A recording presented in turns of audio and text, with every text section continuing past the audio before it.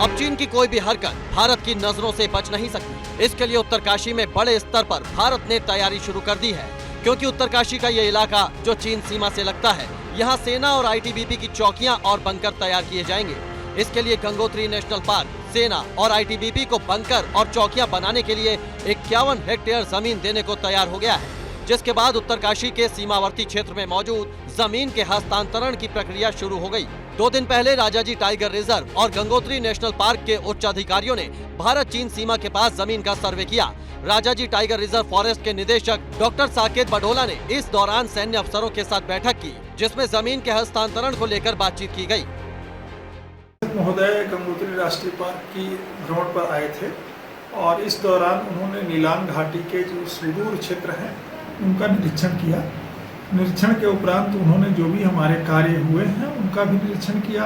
ITBP और army के लोगों को जो उनकी मूलभूत आवश्यकताएं हैं उसको पूरा करने के लिए जो उनका बीओपी है उसको बनाने के लिए जितने वन भूमि की आवश्यकता है उसके प्रस्ताव उनके द्वारा दिए गए हैं।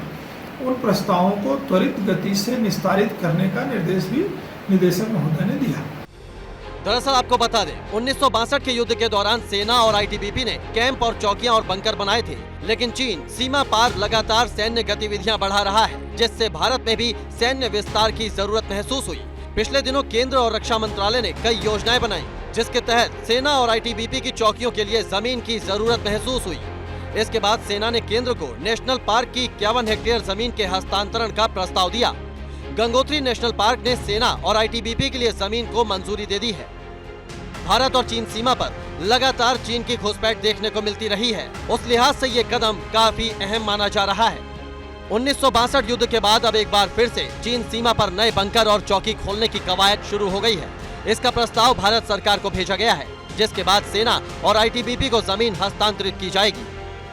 उत्तराखंड वन विभाग ने गंगोत्री नेशनल पार्क की 51 हेक्टेयर जमीन भारतीय सेना और आईटीबीपी को देने पर सहमति जताते हुए भारत सरकार को एक प्रस्ताव भेजा है।